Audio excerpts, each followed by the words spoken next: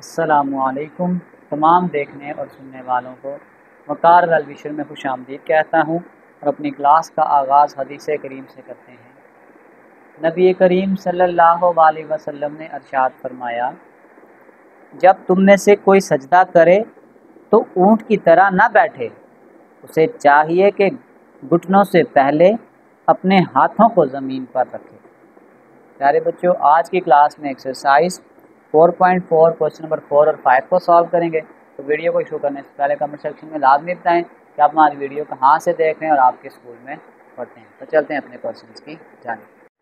Question number 4 के does the system of inequalities have any solution. हमारे पास दो inequalities की इक्वेशन दी हैं। सबसे पहले हम उसी तरीक़ाकार से इसको सॉल्व करेंगे जैसे हम पहले क्वेश्चन को भी सॉल्व करते रहें। सबसे पहला स्टेप तो ये है कि हम इसको एसोसिएटेड इक्वेशन में कन्वर्ट करेंगे। इस साइन को हमने हटा के इसको इक्वल टू लगा लिया। तो सबसे पहले हम निकालेंगे एक्स इंटरसेप्ट फॉर्म, उसमें हम वाई की वैल्यू को क्या कर देंगे, 0 पुट कर देंगे। जैसे ही हम यहाँ पे 0 पुट करेंगे तो ये आ जाएगा एक्स इज़ इक्वल टू 5। तो ये आपके पास आ गया है a 5, 0। फिर हम वाई इंटरसेप्ट फॉर्म जब बनाएंगे तो एक्स की जगह पे 0 पुट करेंगे। जब यहाँ पे हम एक्स की जगह पे 0 पुट करेंगे तो ये आ जाएगा 0 माइनस वाई इक्वल टू 5। इस माइनस को इस तरफ शिफ्ट कर दें तो ये आ जाएगा y इक्वल टू -5। ये आपके पास आ गया पॉइंट बी। फिर हम इसकी ओरिजिन टेस्टिंग करेंगे कि x is equal to 0 and y equal to 0 in equation number 1। तो 0 माइनस 0 इज़ ग्रेटर दैन 5। क्या 0 5 से बड़ा है? तो ये आपके पास क्या आ जाएगा, फॉल्स आ जाएगा कि 0 5 से बड़ा नहीं है बल्कि छोटा है। फिर हम कह सकते हैं कि share the half plan that does not contain 0 0 because 0 0 is not the solution of the inequality. पहले हम इस इक्वेशन को सॉल्व कर लेते हैं। सबसे पहले अगर आप देखें a आपके पास था 5, 0। ये 4 और 6 के दरमियान में यहाँ पे 5 आएगा। इस पॉइंट को हम नाम दे देते हैं a 5, 0। और b आपके पास था 0, -5। तो 4 और 6 के दरमियान में आ जाएगा 0, -5। ये आपके पास आ गया है b। अब लेस देन होने की वजह से हम इसमें जो लाइन लगाएंगे वो आपके पास एक डॉटेड लाइन होगी।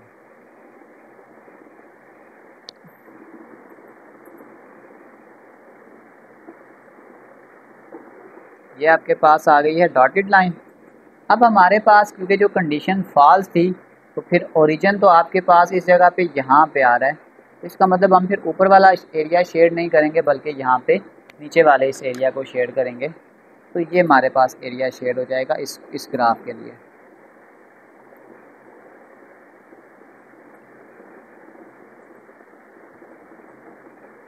तो ये आपके पास हमने इक्वेशन 1 के लिए इस एरिया को क्या कर लिया है, शेड कर लिया। अब हम चलते हैं इक्वेशन नंबर 2 की जानिब। इक्वेशन नंबर 2 में भी पहला स्टेप वही होगा कि हमने इसको एसोसिएटेड इक्वेशन बना दिया।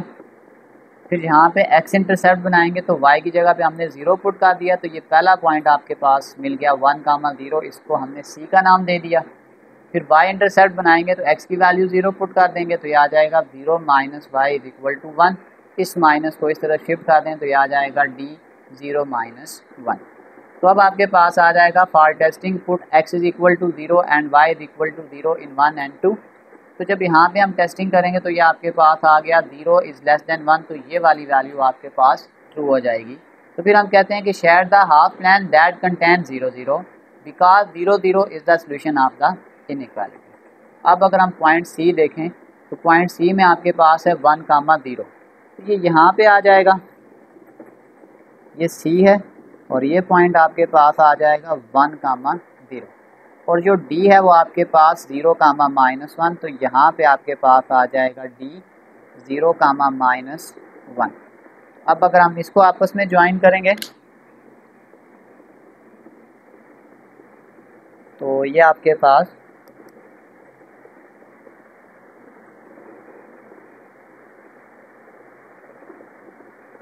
क्योंकि इसमें लेस देन है और यहाँ पे ग्रेटर देन है तो दोनों लाइनें जो हमने ड्रा की हैं ये शेडेड लाइन है।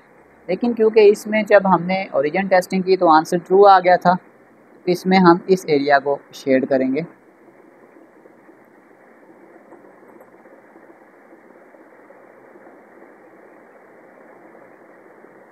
अब आप देख सकते हैं कि इस लाइन के लिए ये एरिया शेड हो गया, इस लाइन के लिए ये एरिया शेड हो गया।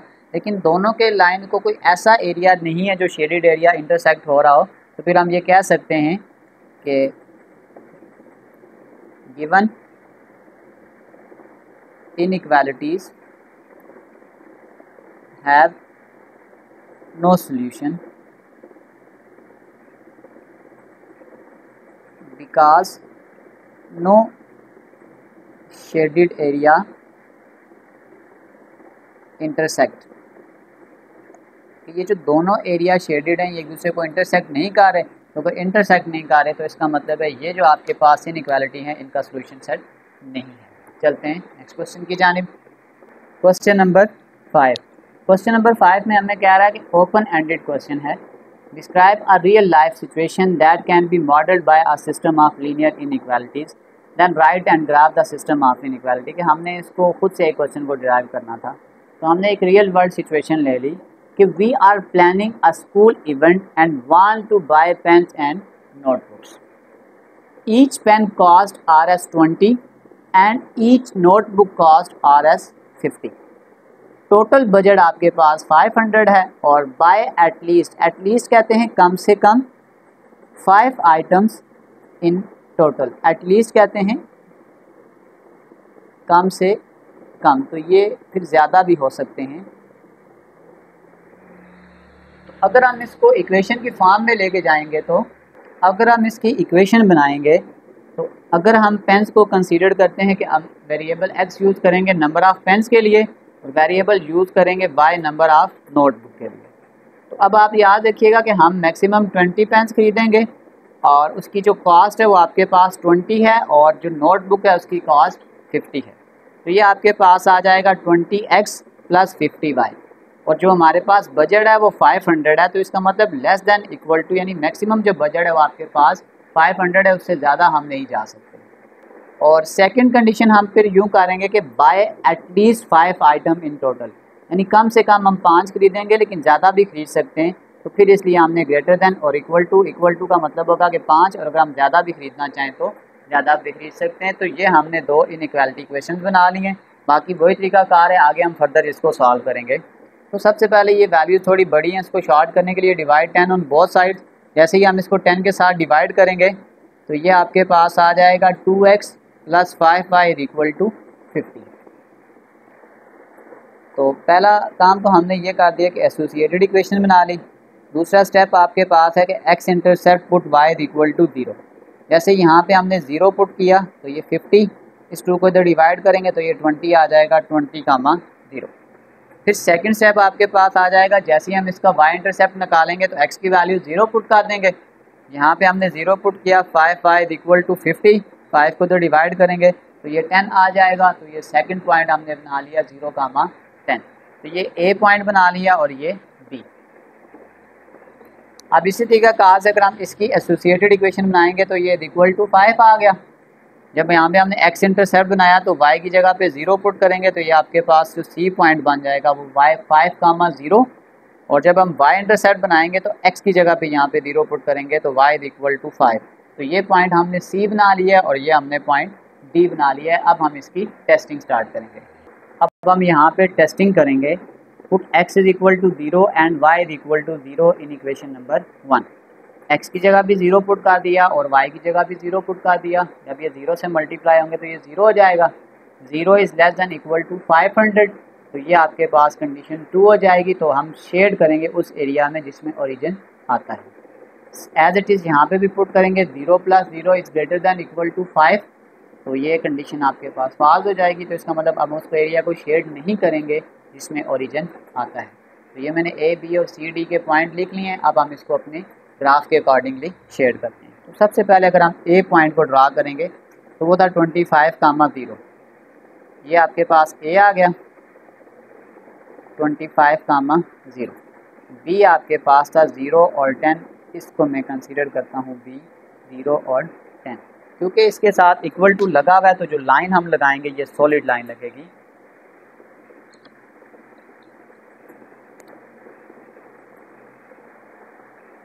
लाइन हमने सॉलिड लगा ली और जो कंडीशन थी वो आपके पास 2 थी, तो हम जो ओरिजिन वाला एरिया है उस सारे एरिया को साथ साथ शेड भी करेंगे।